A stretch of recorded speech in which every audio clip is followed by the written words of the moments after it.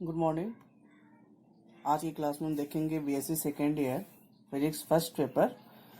इसके पहले हमने मीन फ्री पाथ के बारे में आपको बताया था और उसका एक्सप्रेशन भी डिराइव करके दिया था। मीन फ्री पाथ का वो क्या था आपका, delta equals to K T upon pi R square into rho, या फिर K upon pi into R T upon P.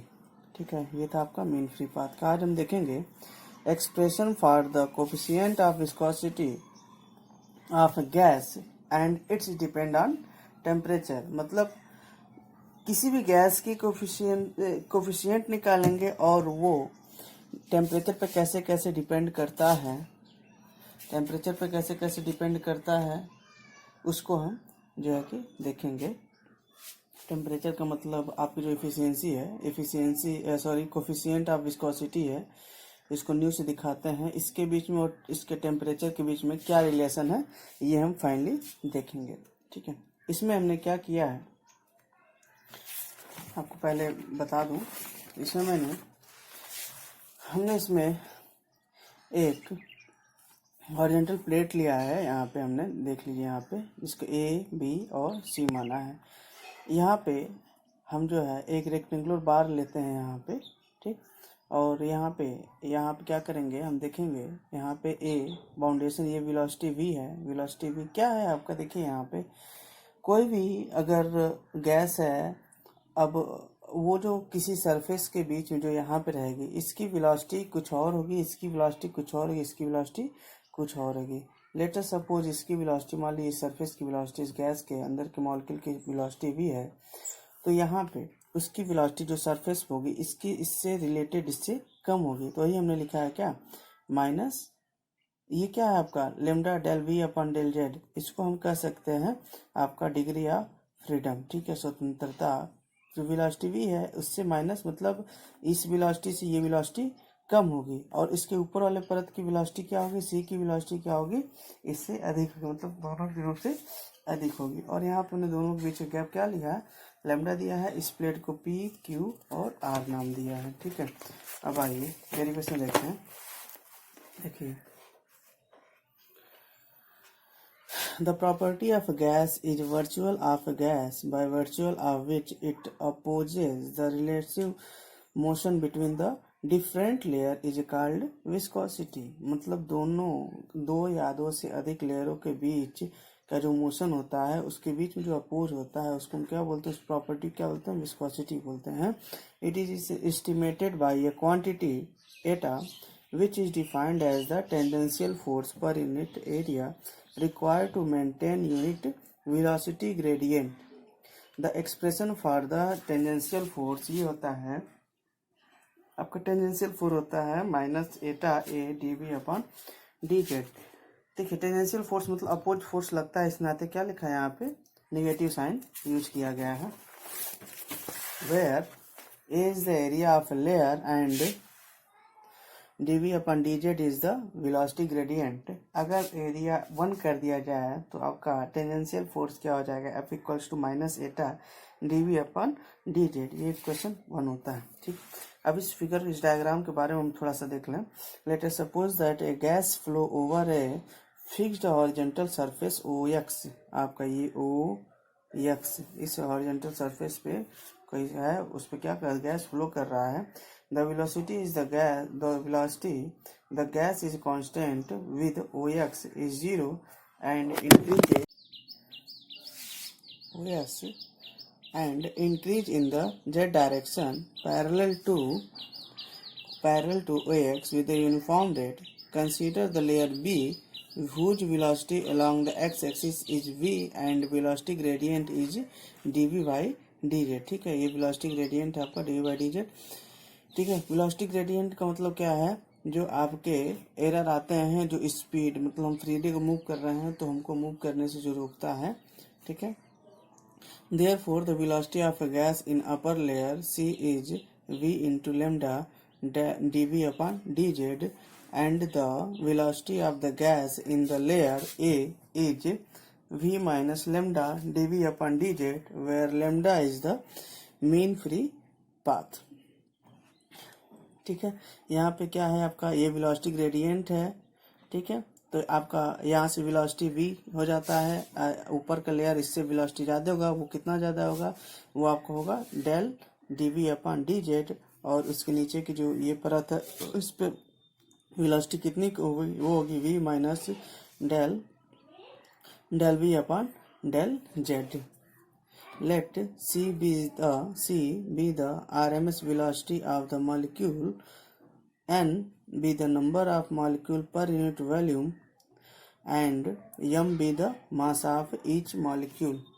ठीक है, n क्या है आपके नंबर ऑफ मॉलिक्यूल हैं, m क्या है मास ऑफ द मॉलिक्यूल है।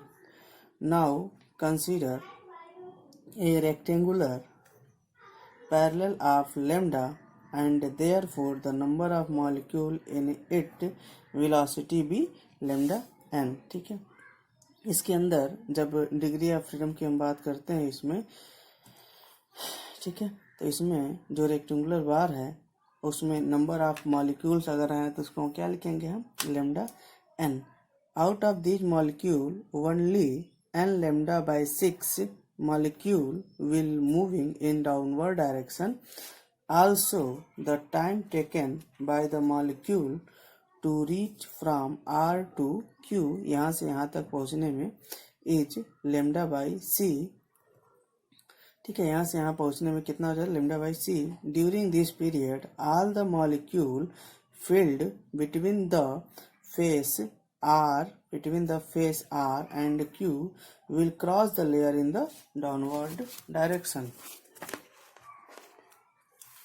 Therefore number of molecule crossing unit area in one direction in 1 second is 1 upon 6 nc, and mass of the molecule is 1 upon nc into m, या फिर 1 upon m n c। इसको हम क्या करते हैं, let us assume capital M। Thus the molecule carried by all the molecule moving upward and crossing the layer B per unit area is m into v minus lambda dv upon dz।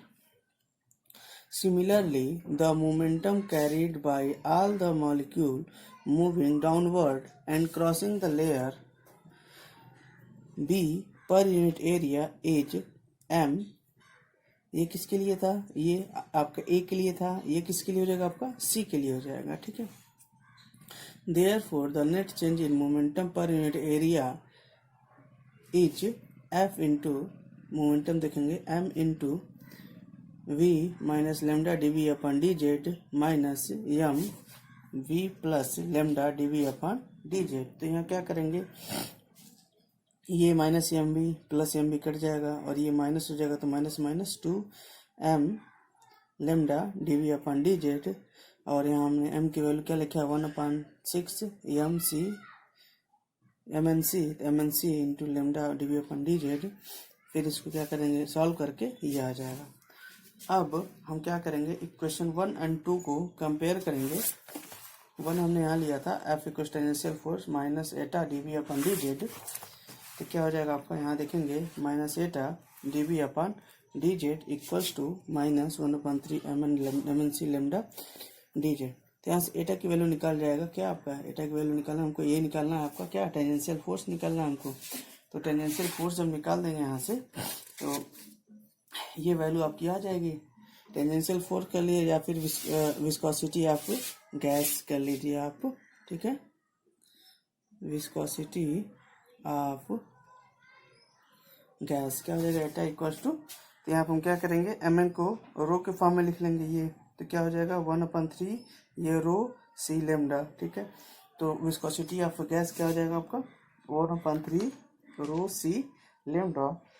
ठीक है, अब यहाँ से हम बात करें, अगर एक और हम दिया था इसका, जो आपका विस्कोसिटी ऑफ गैस है वो टेम्परेचर पे कैसे डिपेंड करता है। ठीक है, टेम्परेचर पे ये जो आपका सी है, ये सी प्रोपोर्शनल होता है किसके, रूट टी के।